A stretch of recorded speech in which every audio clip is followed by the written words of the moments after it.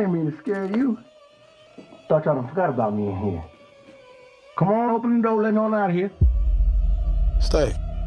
It's you? Of course it's me, open the door. That ain't your brother.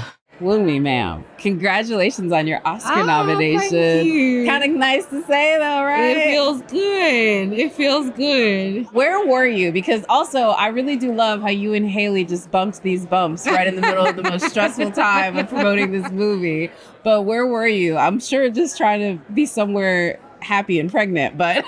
When I found out, yeah. I was in bed. I was still asleep. I thought it was 8:30 PST, but it was 8:30 Eastern. Oh. So my husband actually told me, and I was like, why is this man outside the bedroom on speakerphone? Like, what is going on? And he said, baby, you just been nominated for an Oscar. I said, impossible. It's 8:30. He said 8:30 Eastern. I was like, wow. Mind blown. You studied for this, you sort of like strived for this, but thinking about to like you back in school and like this was just like a tiny dream to now, what would you want to tell that person? Stretch. Stretch daily. That's a good one. I mean, truly, that would be my advice to anyone and everyone. Anything more tangible about your craft. There's nothing to say because I'm here.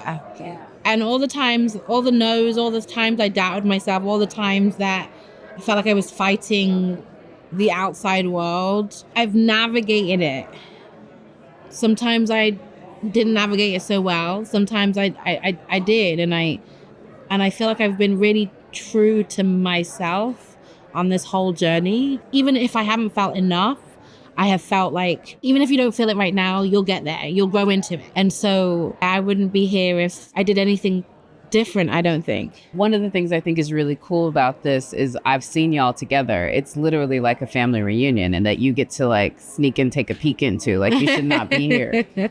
But that, I think, comes from what Ryan is. But I also think it comes from the number one on the call sheet. It comes from Michael and 100%. sort of like what sort of tone he set on set.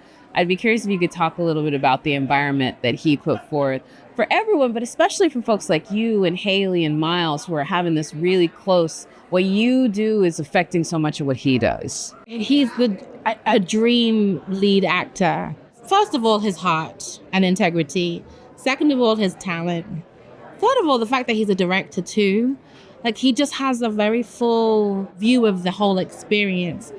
And so he's kind of trying to protect Ryan and like preempt things, but also really keeping us in the loop of like what's going on. And, you know, I've never worked on IMAX before, and, you know, so like he would take time to like explain things to me that I just didn't really understand because I'd never worked in this format before. It's very intimidating walking into a room, an audition, a read through a set with a star like Michael B. Jordan as number one, and it feels like it could have been a completely different experience. And that's why I say, first of all, his heart and integrity. The first time I met him, we kind of clicked. It was easy, and like I got offered the role in the room, and he was so excited for me, and we had just met like 30 minutes before.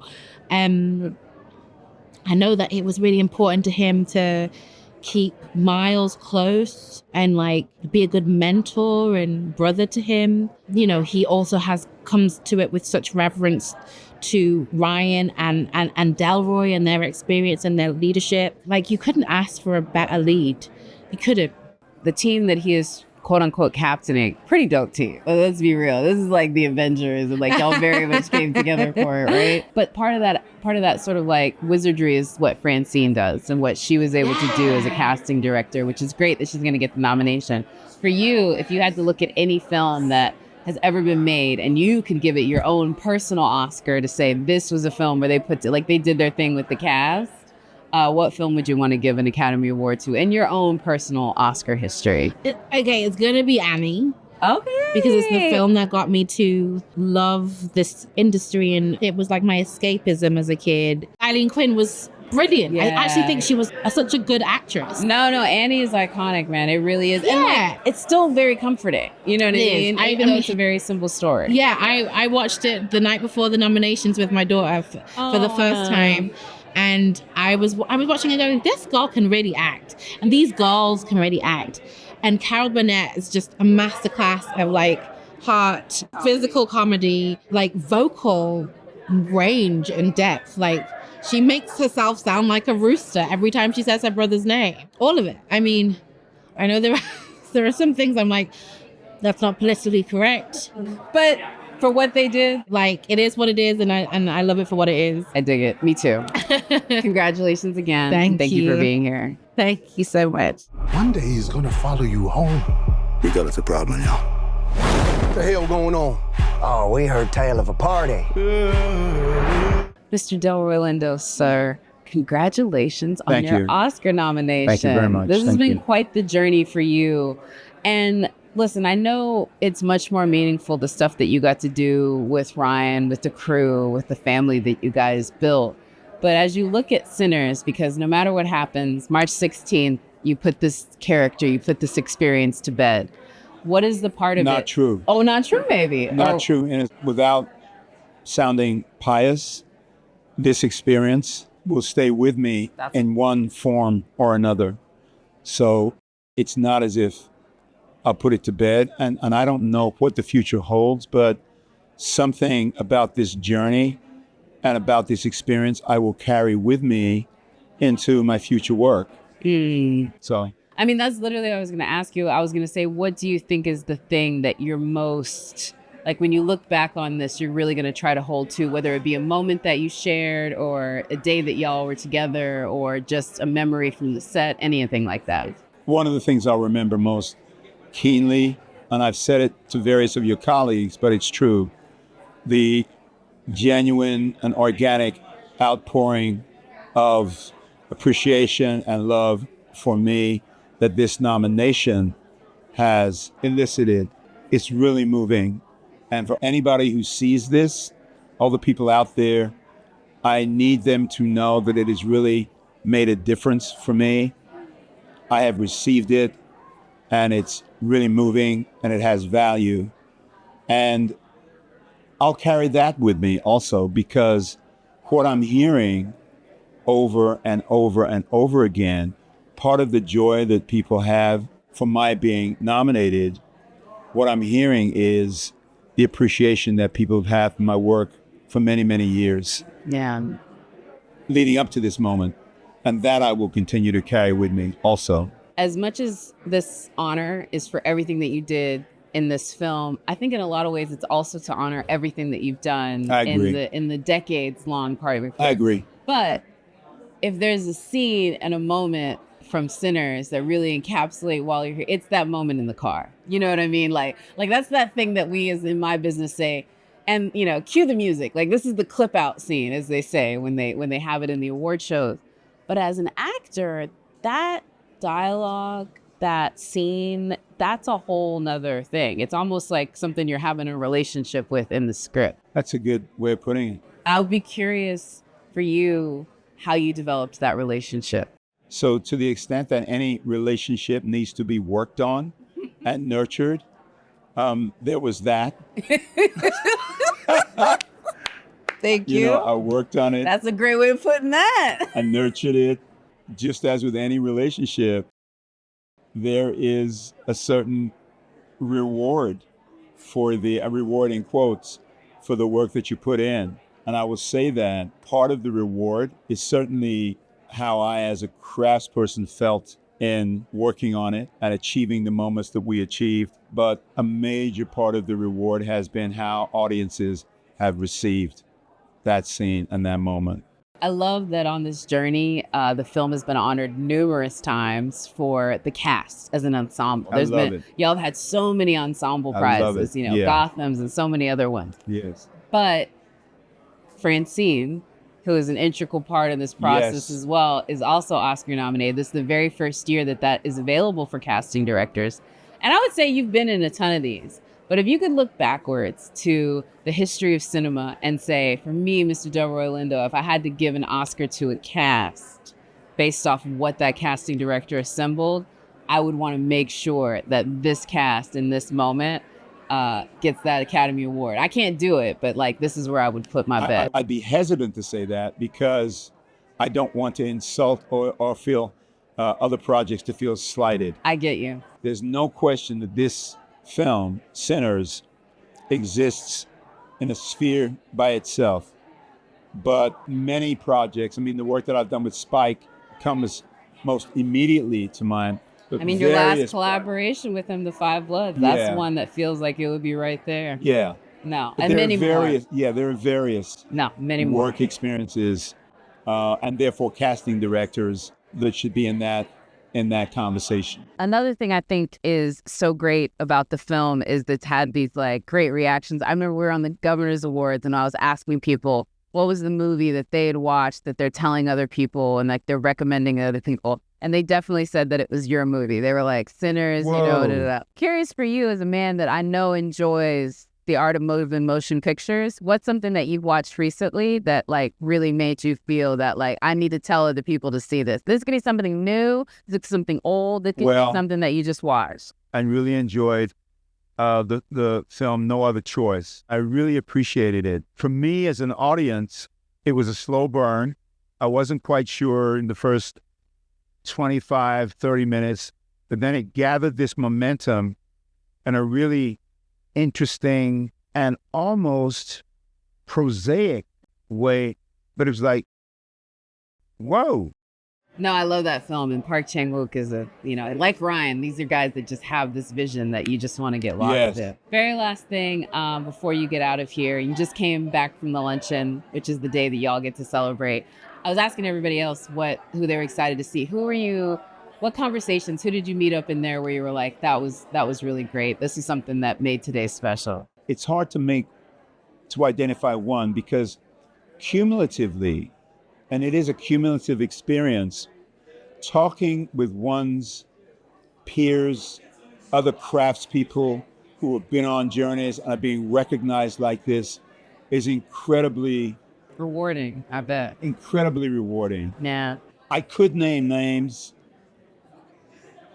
but if I name names, I'm concerned that I'm not naming other names. I will just say that cumulatively, the opportunity to meet and converse with fellow craftspeople means the world. Thank you so much for being here, and thank you for your incredible performance, and congratulations. God bless you. Thank you so much, sis. This world already left you for dead. I can save you from your fate. You don't need no saving. Yes, you do. And you are? I am your way out. Autumn, Miss Ruth E. Carter, ma'am. Ladies, congratulations on your Oscar nominations. I was joking, but as currently the costume designer with the most Academy Award wins in the history, I do have to say this is somewhat familiar, and thankfully so, I would guess. Yes, it's a wonderful honor to have your career recognized in this way. It took a lot of sacrifice, and there are other costume designers with this many nominations and this many wins. I'm the only black person woman or person who has this many nominations, and it's not an old film industry. It's 90 some odd years old, and there's been a long history of non-inclusion. So I'm in front of a lot of firsts. I'm in front of a lot of people who struggle to be seen. And so what this means to me is that we can be seen and we can be honored in that way. And, I do know that, there are a lot of struggling costume designers of color that are looking at me and, are very inspired and feeling encouraged because it has not always included us. That's so well said. I was researching your journey to this, and I love that it's a path of community because it starts with Bradford Young. Oh, yes. Tipping you to Ryan about Creed. People that we shall not name did not think that you were the woman for that job. We will leave them in their own devices with that. But then Rachel Morrison deciding to be a director and then bringing your name up again is what brought you to Sinners. I'm curious for you, when your name is called, do you feel that? Because I think you would have to, like the community that brought you to Ryan and then the community that you and Ryan built. Yeah, I was just texting with Brad yesterday about that exact thing. And like, I already feel like a winner because I've found that family. I found that space that feels comfortable, and I'm encouraged and I'm inspired and I'm trusted because people in that look like me and understand what I go through. You know, Brad's worked with Ruth, and so I knew about these people before I joined that community, and I knew that I would be embraced and taken care of. The work can only be, you know, so great based off of them. And so, you know, I owe them, and I talk about them a lot because I'm as much inspired by them as I am what's on the page or the tools that they give me. So it's very important to me. So I'm very lucky, yes. I mean, not just lucky, but also ridiculously talented, girl. We saw what you did. Yeah. We saw what you did. She's humble because yeah. she's a beast behind that camera. I mean, I was just going to say, listen, and it's a friend to say this, but I know Rachel a little bit. And I used to tell her that shot when Killmonger is walking into the throne room and the world literally turns upside down. I was like, that is one of the most stylized shots that I've ever seen in cinema that is also perfect storytelling. And then I saw the scene that y'all did where you play through the music of time. And I was like, okay, Ryan's just like trying to like play at our faces. But as the cinematographer, that's a tough day. Like, I can't even imagine how you do that, because it's not just the different textures, tones, and colors of clothing and skin color. It's the movement. Like, just doing that in a standard stationary shot, I think would be challenging. You had to play with the dancing movement of it. So as quickly as you maybe can, how? Like, how? No, it's a huge team effort. It starts with, like, you know, a lot of meetings in a department kind of situation where, you know, there's so much about like what Ruth does. It's like, what do we see? Who are we going to next? What does that look like? How important is that? You know, those conversations she has with Ryan. Then, you know, I'm designing something with Ryan that moves around these different characters that showcases that we can see all of that. It has to be lit a certain way in order to move the camera around and not see, you know, gear. And so then it becomes a conversation you have with VFX, and then Ludwig with choreography, and we stitch it together. And then, I mean, there's just so many elements, but most importantly, I think everyone loves what Ryan wrote on the page. And so we all wanted it to be felt, especially because it's a little bit of a history lesson too. So it's very important, but it's a real big collab. He loves doing that, like big collaboration shots. And like leveling up. Another huge part of that collaboration is your work, ma'am. I mean, I feel like Ryan is always asking you, I don't even want to say he's asking you to just go through the globe, but this time he asked you to also go through time. What was that like for you? And what was the selection process for these various things? Was it specifically explained in the script, or did you pull some of those in? Well, it's explained in the script. That's where it starts. As Autumn said, we were just really inspired by the written word. And that's part of like why we do this. The storytelling element is it's there, but it's not super specific. You know, he dictate color and texture and vibe.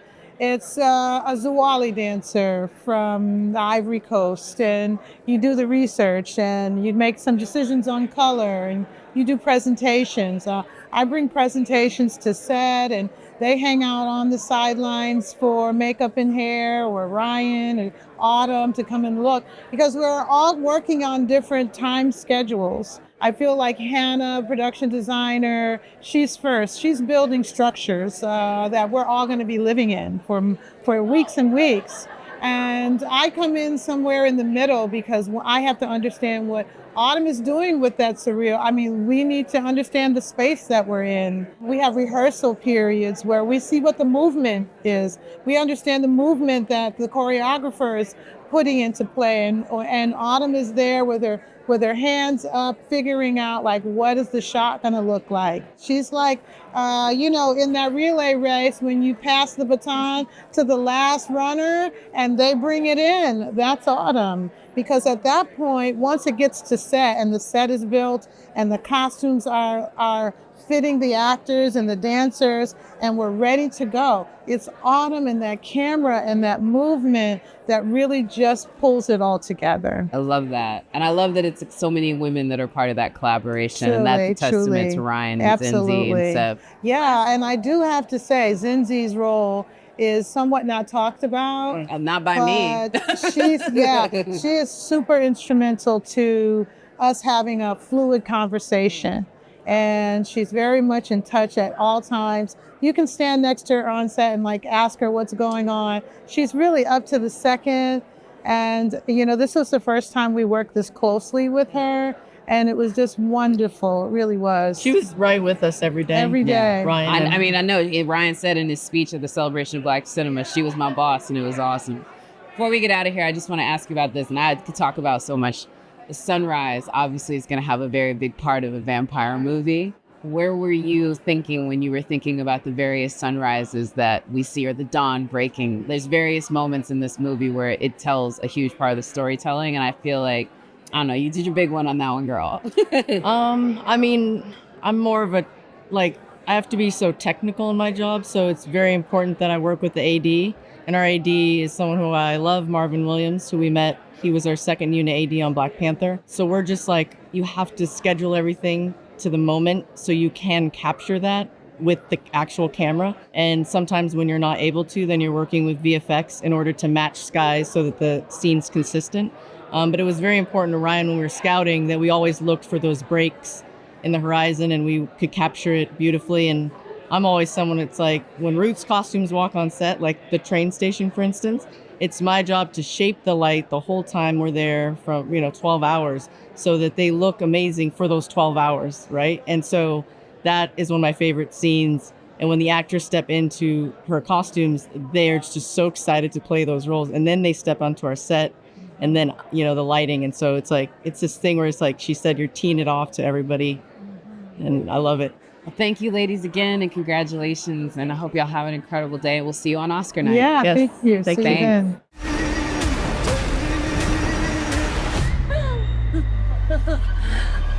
We're gonna kill every last one of you. It's kind of crazy. So is this like a situation where you're like just stumbling around a college campus and being like, I got to figure something out, and then you just stumble into maybe one of the greatest cinematic minds of the 21st century? Like, it's kind of crazy when you think about it. Like, talk to me about the Ryan that you met then and the one that you've been on this journey with Sinners. What's the same? What's the biggest difference? Oh man, the truth of the matter is he's the exact same guy that I met at USC.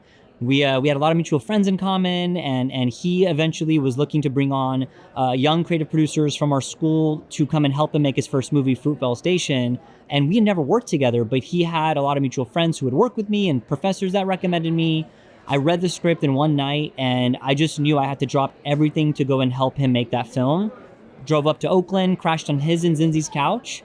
Like, we were the two of the youngest people literally on the entire movie crew. And there wasn't, a lot of times on that set where somebody would not say to us, this is not usually how movies are made, that actually what you guys are doing is not industry standard. And I swear, to this day, I think that's part of the magic of why the movies that he makes and that we make together, like, honestly work, is because we do our own thing. I mean, has it clicked for you that you've produced the film that has the most Academy nominations in the history of the Academy Awards, which is a 98-year institution? Man, funny that you say that, because it hasn't. It's a huge deal. It's so meaningful, but the magnitude of that, I was just talking to Michael B about it, and I was like, when do you think it's going to hit us? And he actually said, I don't think it ever is. And it's too big of a magnitude. We never once thought about awards when we were making this movie. Every day in the dirt and the sun and all those mosquitoes, what was driving us was not the idea of awards, but rather doing this for each other and making something that audiences would respond to. And the fact that they did, and that critics appreciated it, the fact that, we don't make movies for awards, we make movies because we love doing it. But if these awards and nominations help us make more original movies like Sinners, then it was all worth it. It's interesting, too, because Ryan has talked about how people like James Cameron and Spike Lee and Chris Nolan really informed how he approached being a filmmaker. I'm curious for you, when you're looking, because it's different for you as a producer. Sure. But there are some prolific producers out there. Many of them were in the room today. Who do you look to as sort of like your inspiration for how you not just become a creative producer, but also be someone that can work alongside a Ryan Coogler type? Because James has his guy, Chris Nolan has Emma. You know what I mean? Like, they all have their partners. Can I give you an honest answer? And forgive me, it's going to be a little bit cheesy, but my inspirations as far as being a producer are my Armenian American immigrant parents. Okay. I think that immigrant hustle, and it's not just Armenians, it's any immigrant culture who has come to America, where oftentimes we kind of come from nothing and with nothing, and you have to build and be creative and resourceful and think like a collective. That has informed my approach to filmmaking and producing and being a creative partner to people like Ryan. So I've been so lucky to have gone to get to know these giants like Jerry Bruckheimer and people like this who are now friends and mentors, and I'll always look to them for inspiration. But I think at my core, it's genuinely like my Armenian American immigrant family that taught me what it is to be a producer. We've been talking to everyone about this because this year is the first year that somebody like Francine from your production can be honored, which is crazy because obviously the work that she did in this movie is worthy of an Academy Award. Curious for you if you could look backwards at the history of cinema, whether it be during the Academy Award tenure earlier or something as recent as you've seen a couple weeks ago. What's a film that you'd want to give an Academy Award Oscar to because you're like, what they assembled with that cast is just so good? Maybe I'm cheating a little bit, so forgive me, but I think Black Panther won. So many powerhouse actors, many of whom could have been the lead actor in that movie or any movie, and many of them have gone on to be lead actors, working in perfect unity and harmony together. Actually, like the sum was greater than its parts. I think Sarah and her team did an amazing job, and of course Ryan, of course, and Chadwick is an incredible lead actor, but it was like stacked. Like that was a stacked cast. I mean, like there were so many. Finding M'Baku, finding Shuri, finding Let's go, yes. Okoye. Those are all like harder pulls to necessarily figure out. I might be biased. I got to be honest. Listen, Sarah Holly Finn, I think, right? Or Sarah Finn Holly. Yeah, and for sure. She's like whatever, but she cast the entire MCU. So like there you go. Yeah. Stacks upon stacks with this. Oh my God, give her like an honorary Oscar just for that. Fair. That's a huge feat. Yes. That is definitely it. Well, that's a perfect answer. So thank you very much. And thank you for being here and congratulations. Thank you so much. Appreciate it.